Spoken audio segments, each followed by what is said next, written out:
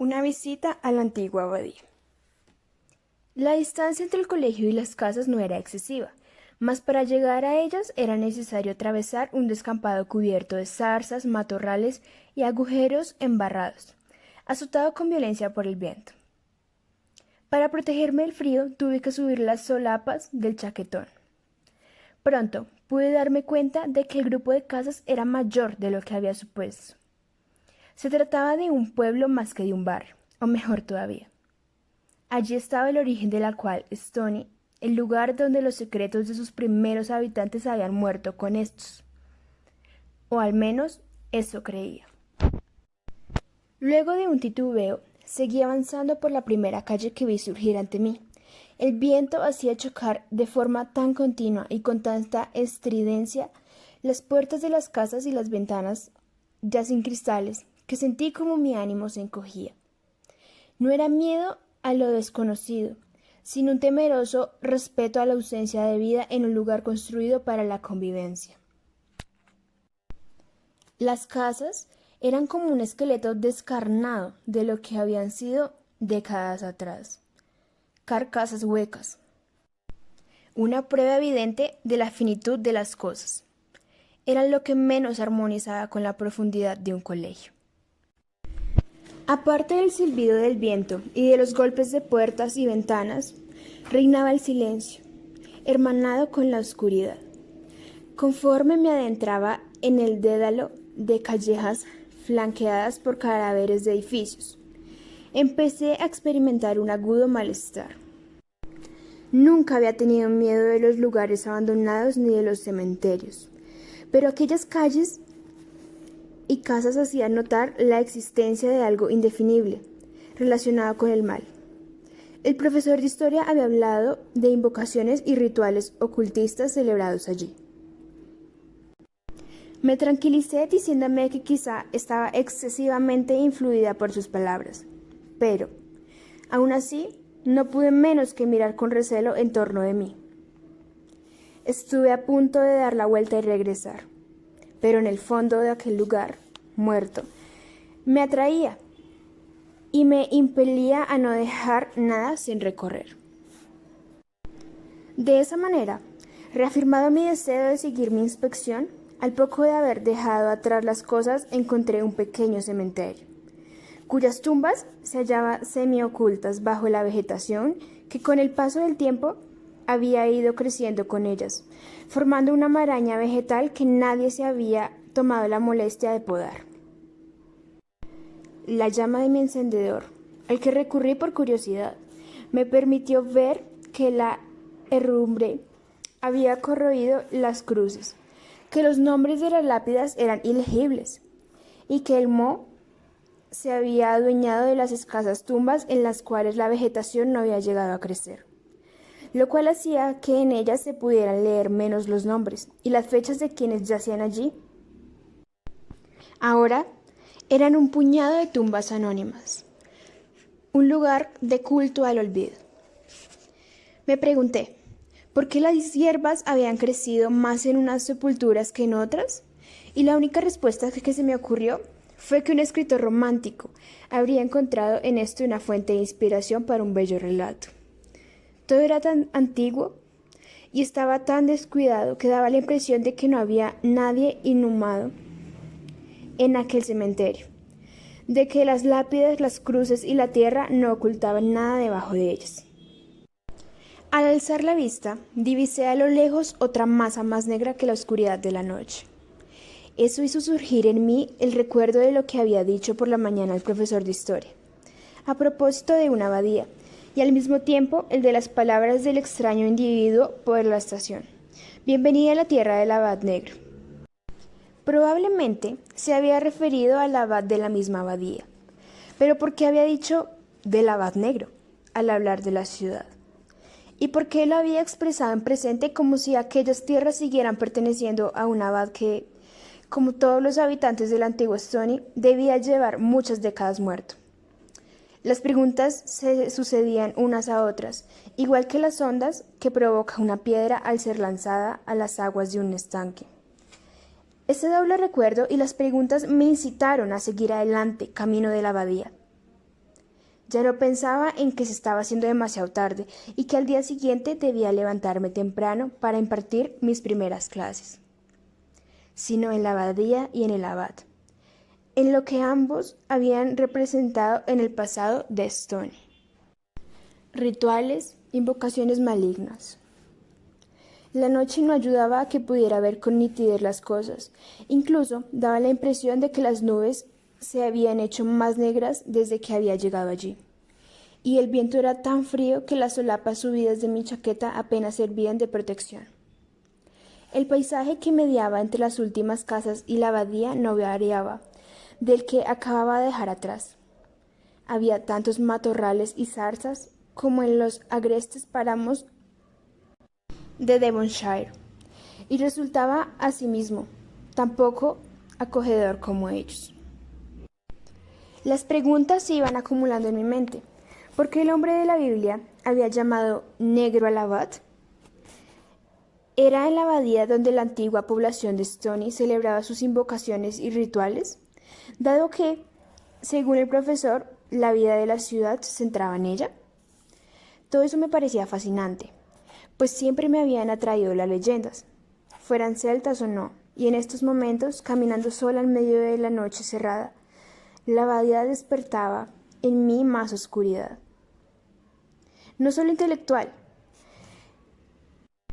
que el colegio donde debía trabajar, aunque me parecía que debía existir con cierta relación entre una y otro. Al fin y al cabo, se hallaban ubicados dentro del mismo terreno. Podía ser que el Hampton College fuera lo único que restara vivo del pasado de Stony. El profesor de historia tenía razón a medias. Era cierto que la abadía estaba en ruinas, pero se podía advertir claramente cómo había sido, y no eran pocos los lugares que permanecían en buen estado de conservación. El suelo estaba levantado, zarzas y matorrales habían crecido por allí. Igual que en el exterior, las hojas secas, arrastradas por el viento a lo largo de los años, lo cubrían en parte. Los restos de la pared de lo que una vez fuera la fachada se confundían entre las hojas, las ramas rotas y los guijarros. Sin embargo, los corredores y los arcos del claustro se hallaban asombrosamente bien conservados. Incluso el pozo, erigido al aire libre en el espacio que mediaba entre un pasillo y otro en un terreno, en el que algún día debieron cultivar flores, y ahora no había más que guijarros. Parecía estar esperando la llegada de alguien. Su boca no estaba cubierta, y tuve que reprimir mi deseo de arrojar una piedra para oírla caer al fondo. Por lo que pude advertir al mirar hacia arriba desde el pozo, la parte superior de la abadía estaba en estado más ruinoso y no inspiraba ninguna seguridad. Recorrí lentamente el claustro, apreciando cada detalle, y mientras lo hacía advertí en el aire un hedor que recordaba la putrefacción orgánica. En la confluencia de los corredores había restos de lo que alguna vez debió ser una puerta, tras los cuales se divisaba una intensa y sonora negrura. Un pintor romántico había encontrado allí un extraordinario modelo para un cuadro. Lo que más me impresionó fue que, a partir del momento en que puse los pies en la ruina de la abadía, mi sensación de estar rodeada de malignidad se hizo más fuerte que mientras paseaba entre las calles muertas. Allí había algo abominable y amenazador, que se hacía notar en el aire mismo, mezclado con el mefítico hedor. Con una mezcla de recelo y fascinación, fui a asomarme por el hueco negro. Me atraía la idea de comprobar a dónde llevaba aquella oscuridad, pero al mismo tiempo me producía un vago temor. A mi espalda, el viento producía unas vibraciones en los matorrales semejantes a lamentos ahogados. Y, frente a mí, despertaba un silbido desagradable al penetrar por el hueco, igual que si se tratara de un maligno arcaico instrumento de música. Estaba rodeada de ruidos inquietantes que ponían una nota de insania en el aire de la noche. A pesar de mi decisión de explorar las ruinas, el recuerdo del día laboral que me esperaba pudo más que mi curiosidad, y retrocedí sin traspasar aquel umbral, que debía llevar a otros rincones de la antigua abadía, a los lugares donde se celebraban las invocaciones.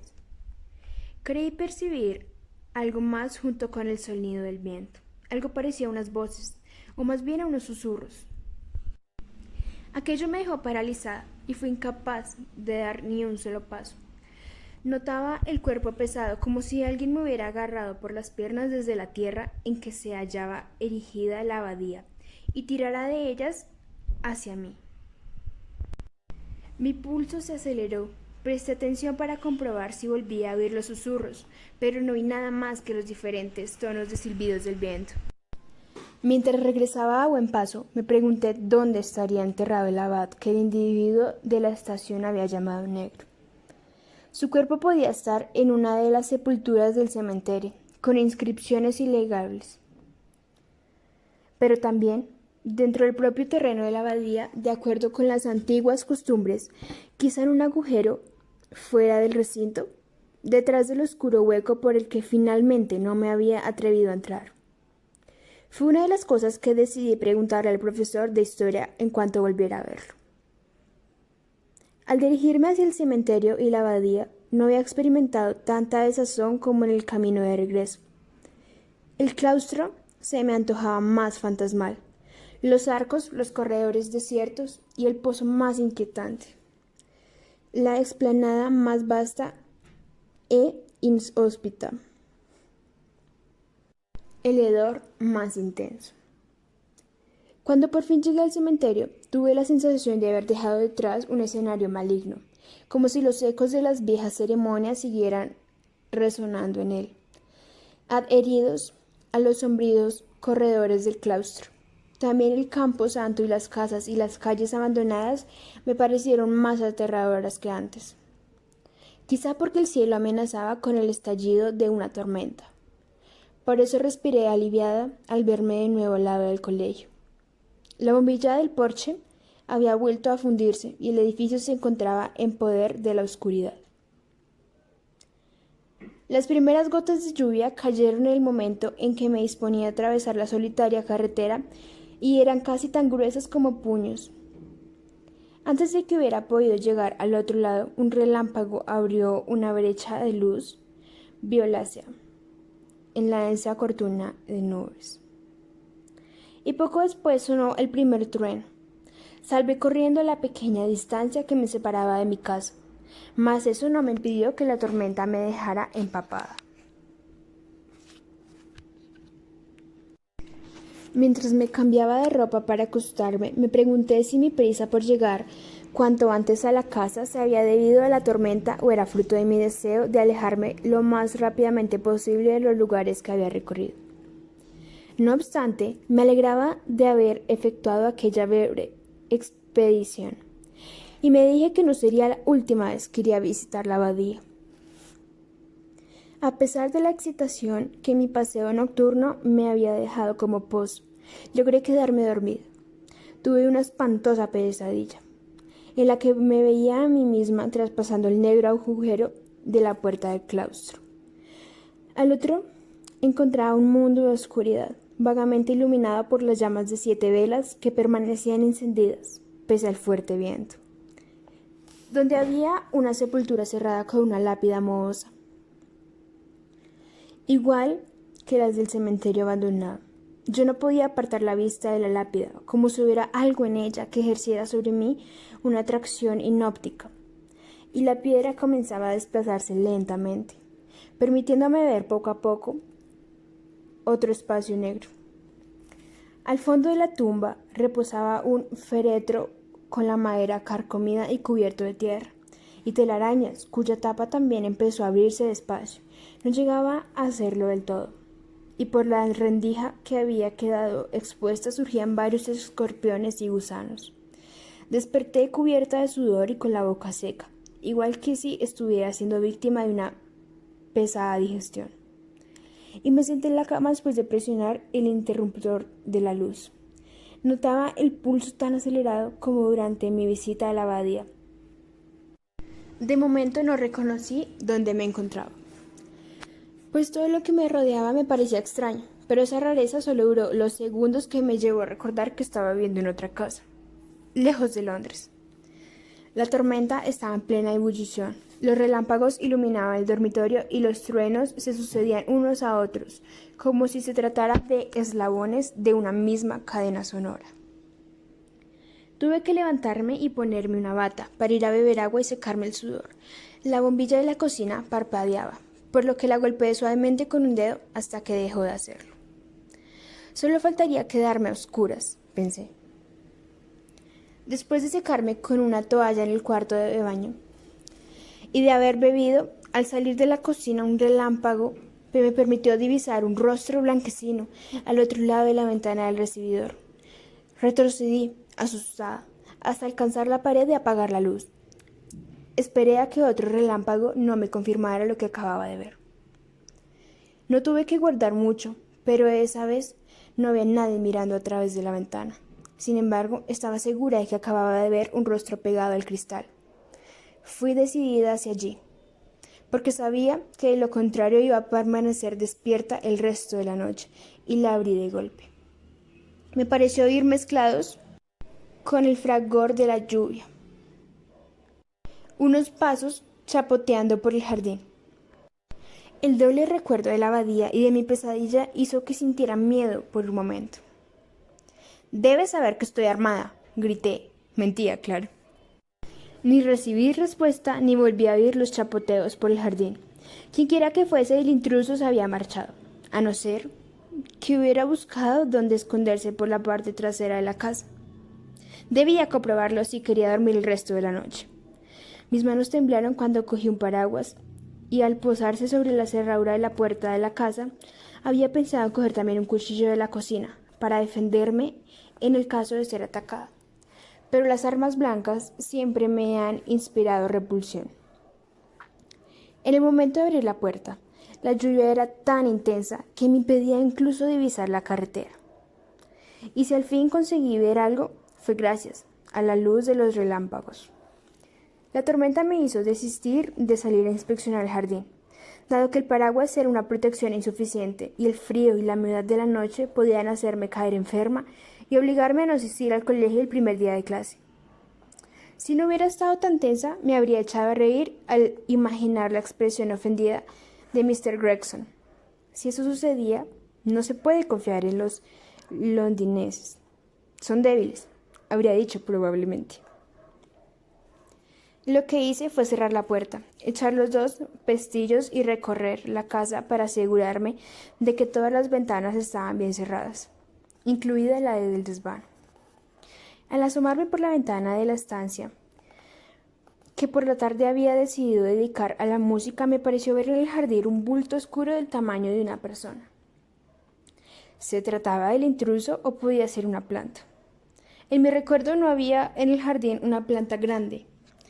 Tragué saliva. Si hubiera tenido una linterna no habría vacilado en utilizarla, pero no había traído ninguna en mi equipaje. Tomé nota mentalmente de comprar una en cuanto me fuera posible. También debería asegurarme de dejar cerrada la puerta del jardín. Durante varios minutos seguí mirando con el ánimo tenso del bulto negro. Una sombra entre las sombras, y cuando iba a retirarme advertí que se movía. El intruso se encaminó hacia la parte derecha del jardín y desapareció de mi vista, por la parte lateral de la casa. Bajé deprisa con la intención de mirar por alguna de las ventanas de abajo, mas ya no volví a verlo. Después de aquello tardé en acostarme de nuevo. Estaba demasiado nerviosa y fue necesario que transcurriera un buen rato de volver a tumbarme en la cama. Aún así conseguí quedarme dormida, pero tuve un sueño inquieto, poblado de pesadillas. Si bien no volvió a despertarme ni siquiera el sonido de los truenos. Las tinieblas de la noche todavía no se habían extinguido del todo cuando me levanté, con la molesta sensación de haber descansado mal. Ya no llovía, mas el silbido del viento continuaba haciéndose oír con fuerza en el tejado y en el jardín. Antes de tomar una ducha y preparar el desayuno me asomé por la ventana. Por supuesto, fuera no había nadie.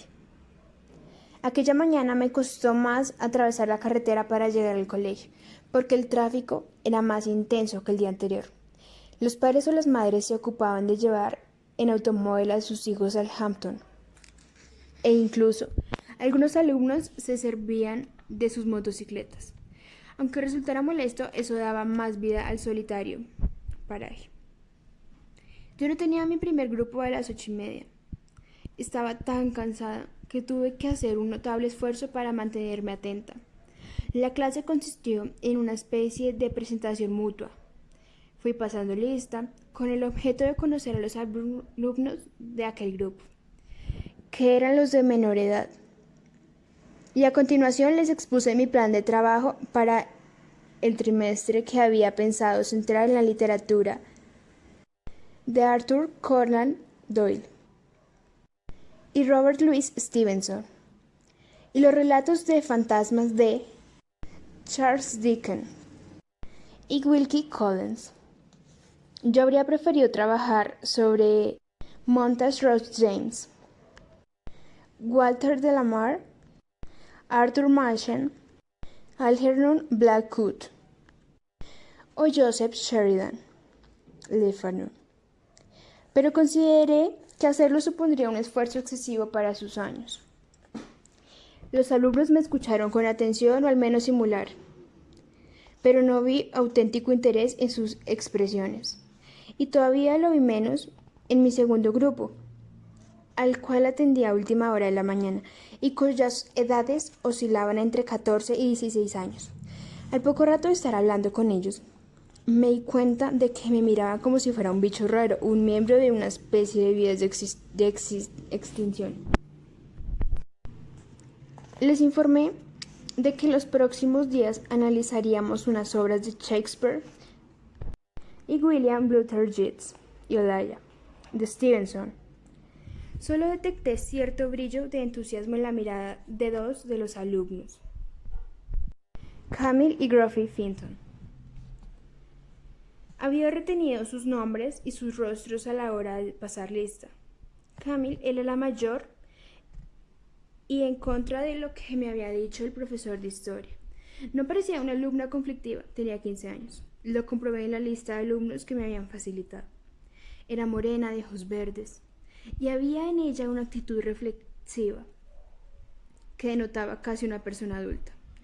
Geoffrey tenía un año menos, sus cabellos también eran negros, pero sus ojos marrones. Coincidía con su hermana en mantener una actitud un tanto distante a sus compañeros, lo cual, dada su edad, llamaba la atención. Fue él quien me hizo la única pregunta después de que yo expusiera mi plan de trabajo. ¿Será el Shakespeare de las tragedias o el de las comedias? Lo miré con sorpresa. Era una pregunta que no esperaba de ningún alumno. Tal vez estudiemos una tragedia y una comedia. De ese modo podremos tener una visión más completa de su obra, repuse. ¿Has oído alguna? Bastantes, contestó, sin hacer caso de las risas de sus compañeros. ¿Y puedo saber cuáles te han gustado? Claro, me gustan las tragedias de reyes y también las más fuertes, como Tito Andrónico. Elegiré como tragedia una sobre la realeza, dije sonriente. Yeats también me gusta, añadió tras un titubeo. Camille no dijo nada, pero tuve la sospecha de que no le había agradado la intervención de su hermano, porque se volvió hacia él y le cuchicheó al oído. Geoffrey Fenton frunció el ceño y se mantuvo callado hasta el término de la clase. ¿Aquellos eran los alumnos difíciles? En cuanto el aula quedó desalojada, recogí mis papeles y salí. Como mi clase había sido la última de la mañana y no me tocaba dar otra hasta 2 días después, me sentía con mejor ánimo que al levantarme, más aún considerando que iba a tener tiempo para terminar de instalarme y visitar con calma la antigua abadía. En el pasillo y en las escaleras todavía quedaban algunos alumnos rezagados, que me miraron de reojo, y en un rincón del vestíbulo vi a los Fenton. Estaban de pie, apoyados contra la pared, y parecían estar esperando que pasara alguien a buscarlos. Geoffrey le dijo algo a su hermana, y después se dirigió decididamente hacia mí, que me había detenido en el medio del vestíbulo, sorprendida por la intensidad de su mirada. Sin embargo, el bel del colegio llegó a mi lado antes de que lo hiciera el muchacho. Mr. Gregson ha pedido que la busque para decirle que vaya a verla a su despacho antes de marcharse. La está esperando, me dijo. La interrupción me pareció contrariar a Geoffrey. Se detuvo, hizo un mohín de desagrado y volvió al lado de Camille. Ahora subo, repuse. Me despedí con la mirada de los dos hermanos, como pidiéndoles disculpas por no poder atenderlos. En realidad la directora no tenía nada urgente que decir, solo deseaba saber cómo me había ido mi toma de contacto con el colegio y qué tal se habían desarrollado las primeras clases. Me agrada conocer la opinión de los nuevos profesores y profesoras en su primer día, añadió. Siempre he mantenido la idea de que la enseñanza es un trabajo colectivo. Es demasiado pronto, no tengo suficientes elementos de juicio, repuse desganadamente. ¿Ha conocido a los hermanos Fintan? ¿Por qué lo pregunta? Son extraños, diferentes a los otros. ¿Le parece que están interesados en sus clases de literatura? Eso espero. Mr. Gregson asintió mientras mordisqueaba un lapicero. En su mesa había folios amontonados y una taza vacía, en cuyo fondo reposaba una bolsa de té. ¿Ya ha decidido cuáles son los libros que van a analizar durante el primer trimestre? Se interesó. Se lo dije algo molesta por su pregunta. Shakespeare está bien, muy bien. Sin embargo, ¿no cree que las lecturas deberían ser más instructivas? No tengo nada contra los otros autores que ha elegido, pero le confieso que prefiero temáticas más serias y profundas que los relatos fantásticos. ¿No ha pensado en Hardy o en Trollope? En algunos autores más realistas. Mr. Gregson, a mi modo de ver, no existen temáticas más profundas y serias que otras, solo los autores, obras de escritura. Dickens, Collins, Yeats, Doyle y Stevenson. Son una buena elección. Trataré de que los alumnos vayan en sus análisis más allá de los argumentos y trabajen sobre el sentido de lo que leen. Aunque se debe tener en cuenta que disfruten la lectura también es un placer. Y la literatura fantástica ha legado más obras maestras que otros géneros y movimientos. Piense en Goethe, en Maupassant, en Gogol, en Hoffman, en Henry James, dije, procurando que no se notara mi creciente irritación. La directora debió reparar que me sentía molesta, porque enseguida sonrió conciliadora. No piense que me quiero entrometer en sus clases. Esperaremos a ver los resultados. Se despidió, no obstante, en su tono había una velada clara advertencia. Cuando volví a bajar al vestíbulo, pensando que aquella desagradable mujer iba a estar pendiente de mí durante los meses siguientes, Camille y Geoffrey Fintan todavía estaban allí. No había ningún otro alumno y esta vez se acercaron los dos al verme. Miss Boyle, discúlpenos, solo queríamos decirle que sus propuestas de estudio nos han parecido estupendas. Y no le preocupe, que no sea lo mismo para el resto de la clase, dijo Geoffrey. Gracias, espero que resulten provechosas para todos. Sonreí a ambos y los seguí mirando animándoles a continuar, porque tenía la certeza de que no me habían estado esperando para decirme solo eso. Por un instante me pareció que el muchacho iba a añadir algo, pero Camille lo cogió por su brazo y tiró de él hacia la puerta de la salida. Espera, le pedí, yendo tras ellos. ¿No queréis nada más? No, repuso Camille. Su hermano la miró de reojo. ¿Sabéis que vuestra casa y la mía están cerca la una de la otra? Añadí. Si os parece bien, os acompaño. Sin esperar su respuesta, dejé que salieran delante. Caminaban tan deprisa que tuve que apretar el paso para alcanzarlos. Ninguno de los dos dijo nada hasta que hubimos atravesado la carretera, en aquel momento desierta de vehículos. Yo quería saber si tienen libros de Yeats. Geoffrey rompió el silencio. En casa tenemos uno y nos gustaría leer otros. Sí, tengo más de uno. De lo contrario, no lo habría propuesto como lectura. ¿No es fácil de encontrar en las librerías de Stony? No, tienes que encargarlos, pero en casa nos gustan mucho estas lecturas. Bueno, espero no crearos un problema familiar por hacerlos leer y analizar a Yeats. El chico hizo un gesto de rechazo al oír esto. Haré fotocopias de los fragmentos que vayamos a estudiar. Si queréis, os puedo prestar alguno. Será estupendo, aceptó Geoffrey. Me sorprendía que Camille se mantuviera al margen de la conversación. Se había separado unos pasos de nosotros y caminaba cabizbaja. ¿Por qué os interesa tanto Yeats?, pregunté. Por las leyendas, nos encantan las leyendas. Estábamos pasando por delante de mi casa y se lo dije, pero ni siquiera se dignaron a mirarla. Os invitaría a entrar para dejarnos un par de libros, pero os deben estar esperando. ¿Queréis que vaya a veros esta tarde y los lleve? ¿Al colegio? No, a vuestra casa. De este modo podré conocer a vuestra familia. ¿No le han explicado que nuestra madre murió?, intervino Camille por primera vez desde que habíamos salido del colegio. Nuestro padre se la pasa los meses fuera y vivimos con nuestra tía. Ella es nuestra única familia. Bien, pues así conoceré a vuestra tía. Iré en cuanto hayáis regresado del Hampton, contesté sorprendida por las ideas de su tono. A usted también le atraen las leyendas, dijo repentinamente Camille. Lo sabemos. ¿Quién os lo ha dicho?, inquirí desconcertada. La vimos anoche, cuando volvía de la vieja zona y la abadía antes de la tormenta, repuso la muchacha. Acabábamos de regresar de allí y la vimos pasar. Nadie iría a esos lugares si no se sintiera atraído por ellos. ¿No era muy tarde para que estuvierais solos en un sitio tan peligroso?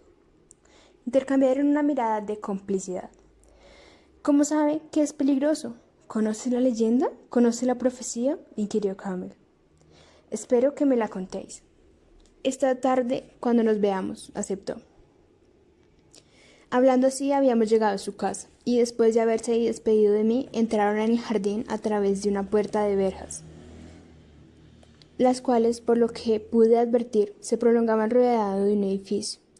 Daba la impresión de que se trataba de una antigua fortaleza. Una cosa más, dije desde afuera. ¿Por qué vais de noche a ese lugar? ¿Os lo permite vuestra tía? Un día u otro veremos al abad negro, repuso Geoffrey. De nuevo el abad negro. ¿Qué habrían querido decir con eso? ¿De qué lo veían? Los seguí con la mirada hasta que llegaron al porche.